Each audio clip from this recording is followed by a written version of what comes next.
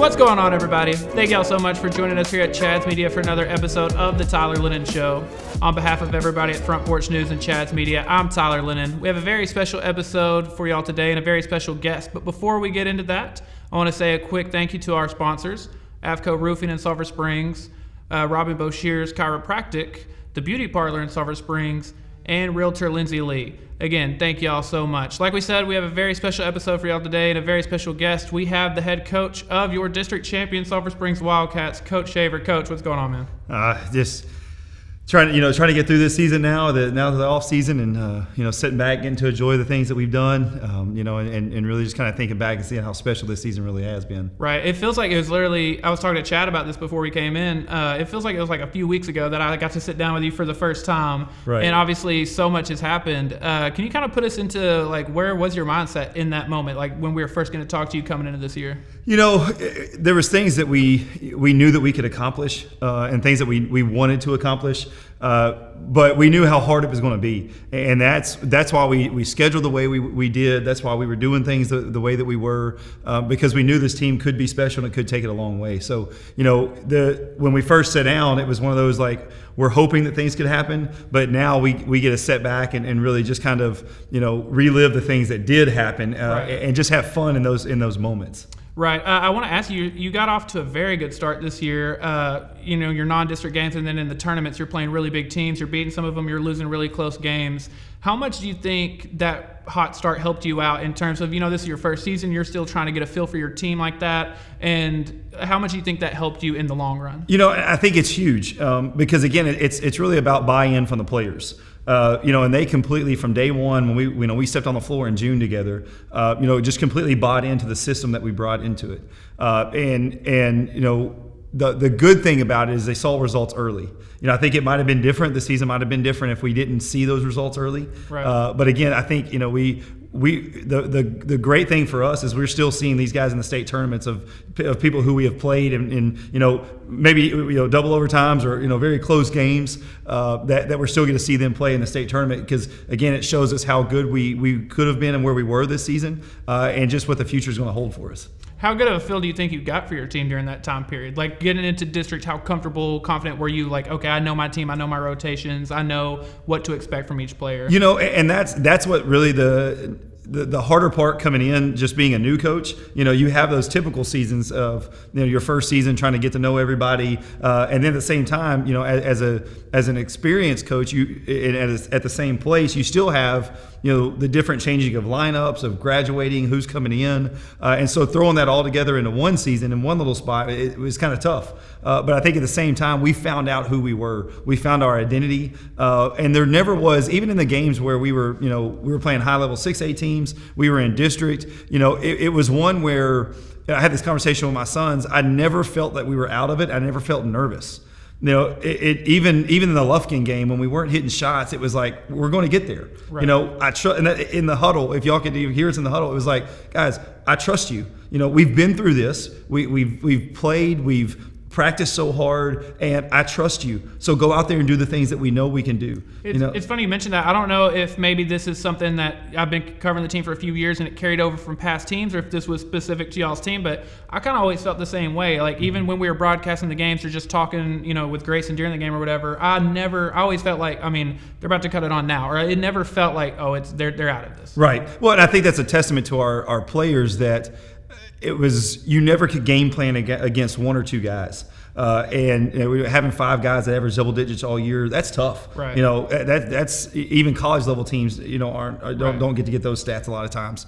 And so what was good for that was if one or two guys were off, then one or two of the guys just stepped up and was able to play. And so that helped us a lot throughout the year, because again, you're going to have those ups and downs. 14 to 18-year-old kids, you never know what's going to happen. Right. So what about college kids have nights like that. Right. Right. Yeah. Of course, high school, and even pros. Like when you look at that, like the ebbs and flow of a season, and especially we're 35 to 40 games into the season, and that's a long season. especially for guys that maybe not have experienced that as much. And again, we didn't have that this year. We were very inexperienced this year as far as the experience on a varsity level. And so to not really hit that lull, which a lot of teams do, and I think that was a testament to the coaching staff of us getting together, figuring out practice times, how long we practice, because again, if we keep grinding them day after day after day, and we have the same team, and we've done it, pretty much from August when school started, I think we could have hit that lull in the season. But when it came time, we were able. We had a 9-game winning streak to end it until the last game against Lufkin. Right. I wanted to ask you a little bit about that inexperience.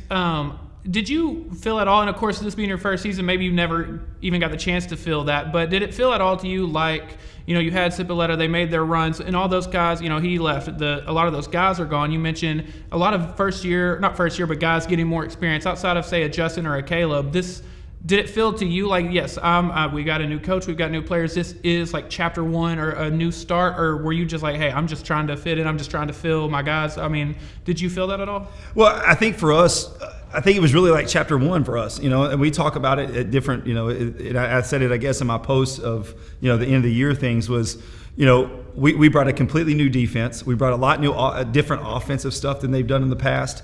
And so it wasn't, love what Sip did, and it was very successful in doing it and have the athletes to be able to do what he did. And so we had to come in and kind of revamp some things. Right. And for us, did we feel it? Absolutely. We knew the pressure and stuff was there for what we had to do. But again, this team was so fun that even from day one, how hard they worked, and they were just like, all right, they just bought in, they worked hard in practice, they did the things we asked of them to do.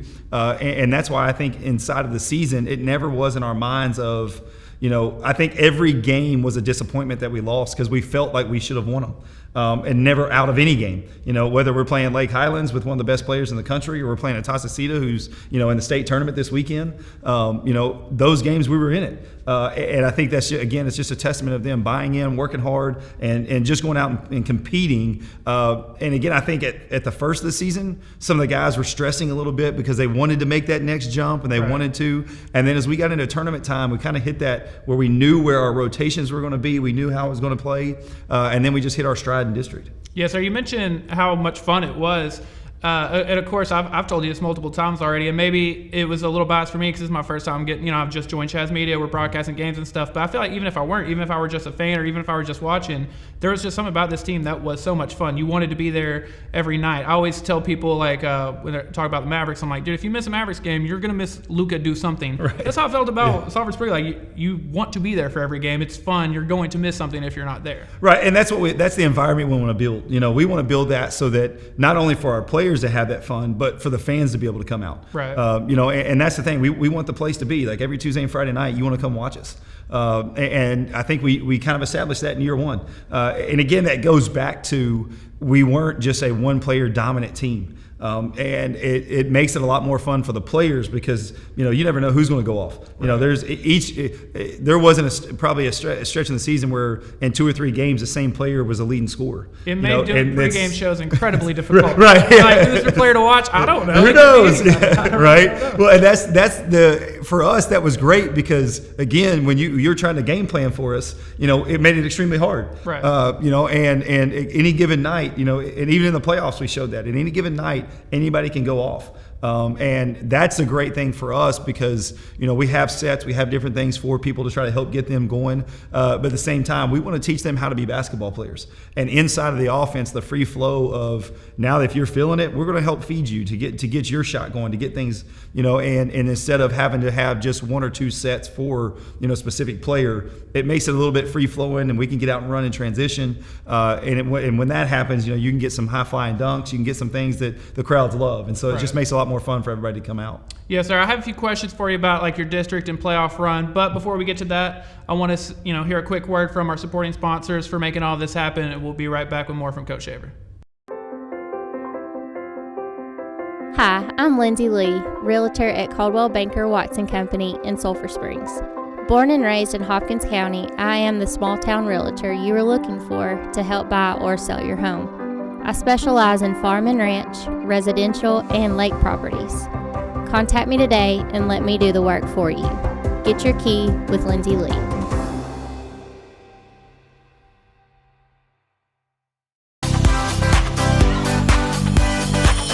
Hi, I'm Audra Clark, owner and stylist of The Beauty Parlor. We are located at 206 West Shannon Road in Sulphur Springs, Texas. We are Tony and Guy trained, and we specialize in custom cut and color. You're already beautiful. Come let us highlight it.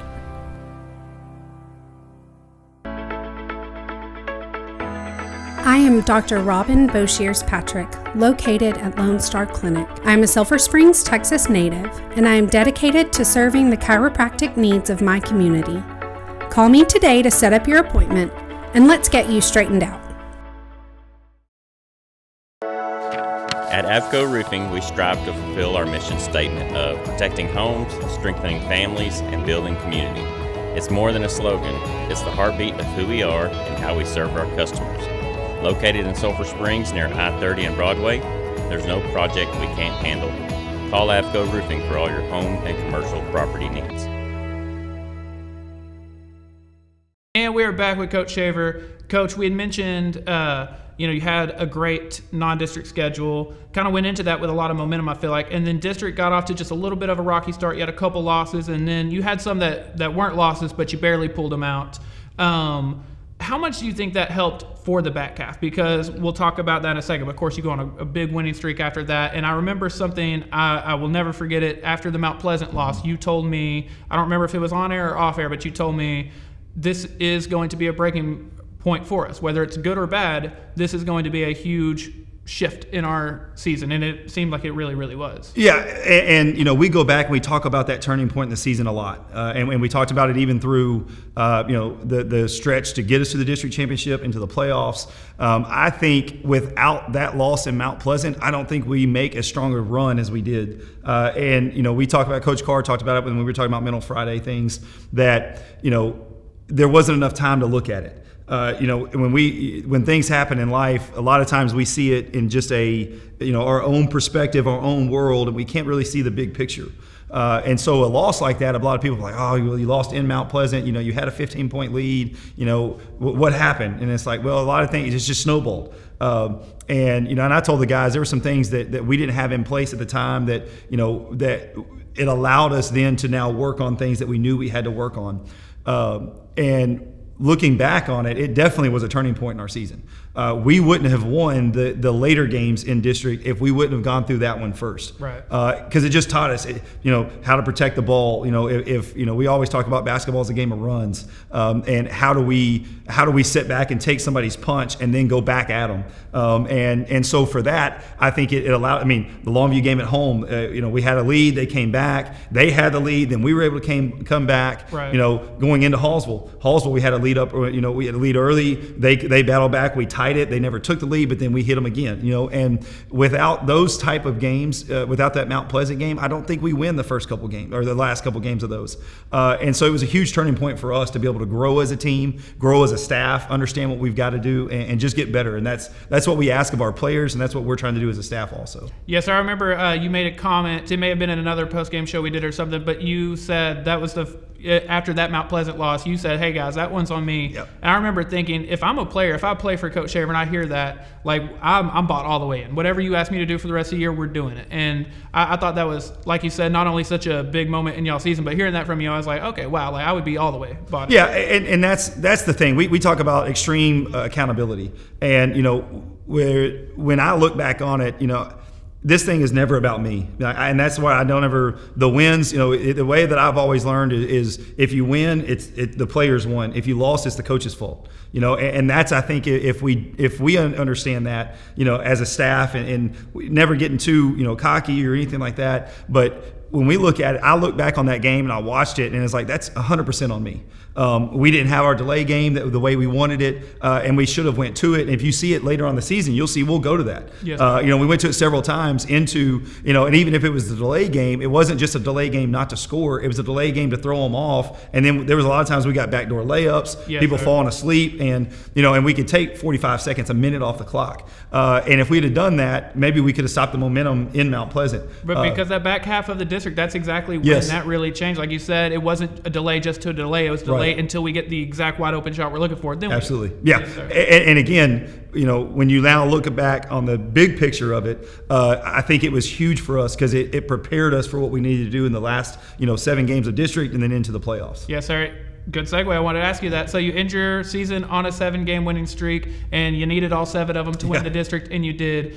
One, I want to say congratulations, but can you just tell us, this is year 1, you're coming into a job I feel like had a bunch of expectations, and you walk away with this. You get your district championship. I mean, how awesome did that feel? And it was great. I think, the videos that we had at Texas High, that, to be able to go in the locker room and everybody just celebrate, like that was just a fun time. And I remember, because I didn't know, we were talking about how we could handle that, because we knew we had to win. We didn't know about the Mount Pleasant Hallsville game. And my family was there, and my dad and my boys were keeping up with the game, and they were watching it.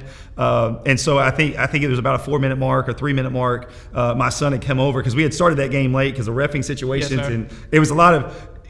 When I look back on it, I look at it and be like, that could be the perfect storm of us getting beat. On the road, we ended up having to play almost an hour later because the refs weren't there, and different things. But again, it's the mentality this team has had and how mentally focused we've been.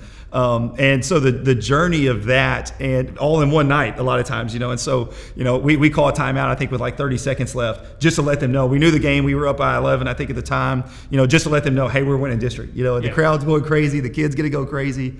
And I think it's huge. The district championship, I think 19 was the last time, we were able to win it here. And so to win that was big for our guys. It was one that, we didn't set goals of like, we want to win this, we got to do this. But we knew in the back of our minds, if we played the best we could, we would come out with the district championship. And that's what happened. They played well day in and day out, and really competed at an extremely high level to get there. Yes, sir. Talking about that's huge to get for your guys. Another comment that really stuck with me throughout the year, Justin said it to me a couple of times. I believe Caleb did as well, but talking about, one, we haven't won a district title in a few years, but then Justin went on to say it was after your second round win. I was interviewing him at Cordrick, and I asked Cordrick, you're moving on to the third round, how's it feel? And he said, man, it's my first time being here. And Justin, the first words out of his mouth were, I've been there before. I was lucky enough. This is these guys' first time, and I'm so excited for them, so happy for them. How big is that? Because Grace and I were talking in our final post-game recap to us, and maybe you view it differently, but to us, especially say you win district, you have the first round of playoffs, then you have the second one. But I mean, that third round, I feel like it's the cutoff. The really, really good teams are the ones that make it to the third round, like y'all did. I feel like that's. Is there any kind of cutoff for you in your head of like it's great we made it here, or how did you feel about it? And I think for us in the season, we didn't have a real idea of like, hey, we want to get here, but I think that third round is always where from that, if you make it to the third round, you're a really good team. Yes, sir. And you're going to face really, really good teams at the third round and on. And so did I think we could have come out differently in the playoff in the third round? I believe so. But at the same time, I so confident with our group. So, and the experience that we have coming back is huge. Again, like you said, Cordrick was talking about they'd never been here before. These guys have never cut down the nets before, and that's a different thing where once you get a taste of it, you want it. And that's what we want our guys to say, okay, now in the off season, now you got to realize we've got to come out and work it, because everybody's going to be after us now. We're dropping down. Everybody wants to, different things that they want to come after us. We thought we had a target on our back this year. Right. We're really going to have a target on our back next year. Yes, sir. And so, hopefully we have that experience now, and these guys understand how hard it's going to, how hard of work we've got to do to be able to get to that third, fourth, fifth round, and maybe hopefully make that state tournament next year. Yes, sir. That's kind of the exact next thing I wanted to ask you. And of course, you're touching on it already, but how do you take the success you've had and carry it on? Because like you said, you are moving to 4A, and I don't want to start naming people and leave anybody out, but you're returning some very strong, Branson, Parker, and Cordrick all end up being first, second team, all district. You've got Malachi, who is an honorable mention. You've got other guys. You'll have guys moving up. I mean, how do you take a great run this year and carry it over to the next year, and you're moving to 4A? Yeah, and another name on there is Cole. And that's a thing where we bring back 5 guys, and it's one of those where maybe they didn't get as much playing time as they wanted, but at the same time, the way that we compete and practice, they're getting so much better. And I think for us that we're looking at next year, it's that experience that of course you kind of look at like what the region's going to take, and and I'm not real familiar with the guys that are in 4A. I do know a couple of them at the in our region. You get the Dallas Carters in our region, Faith Family, which are always going to be tough. But I think the experience that we have, that we had this year to be able to get as far as we could, and the guys we're bringing back, I think for us next year, the sky's the limit for us. But again, we have to realize that you got to work for it every day. Nobody's going to give us anything. Again, we talked about we're going to have a target on our back. If they can beat us, then, but I felt like with us this year, it was like that. After that Mount Pleasant game, we said every game's a playoff. Right. And that's what it felt like. When we got to the playoffs, it wasn't like, oh, we're here. It was, hey, this is the next game. And that's how we kind of talked about in the locker room was it's not a big game, but it's the biggest game we're playing because it's the next game. The first round opponent, it was the biggest game because it was the next one. Right. Second round. And not just because it's where we're at, but, if we tackle that in our mindset that even the second game of the season is the biggest game of the season because it's the next one.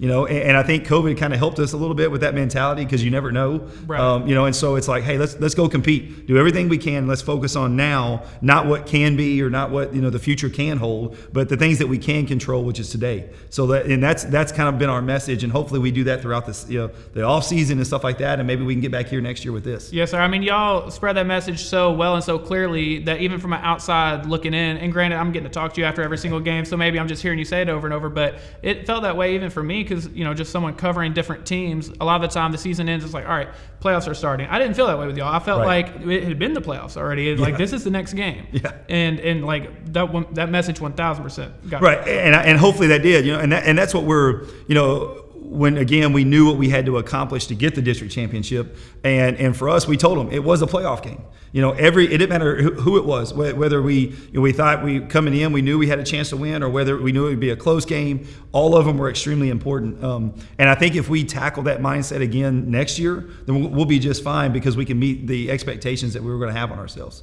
Yes, sir. Coach, I'll let you get out of here in just one sec. I do want to ask, is there anything you'd like to say to your fans, just after how you feeling at the end of your first year, moving forward to the next year, all of that? Yeah, I appreciate you guys. I mean, how awesome was it for the crowds that we had in playoffs? Right. Literally, it felt like home games everywhere we went. And that's an experience. I was talking to my wife about it that she's never experienced. I think roughly between 1,000, 1,200 people that were at games on our side, which it's huge. It makes a huge difference for our kids to be able to play in that. Yes, sir. And I love it. And hopefully next year that we continue to pack the gym from day one. That we can pack that gym. Bring that 6-man, which what we call it. Hopefully to be able to get the just a little bit of advantage as we can. But I appreciate you guys. They've bought in. They've loved our family well. They've loved all of our coaches well. I know it's new. The guy, bringing in a whole new staff is not always easy. But I just appreciate everybody in the community that's come in and helped us out, whether through anything, through donations, through calls, through text.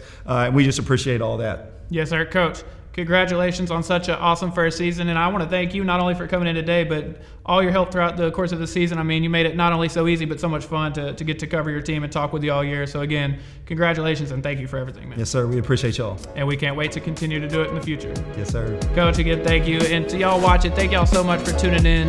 Y'all stay tuned. We have plenty of more good content coming up throughout the course of the month here on Chad's Media.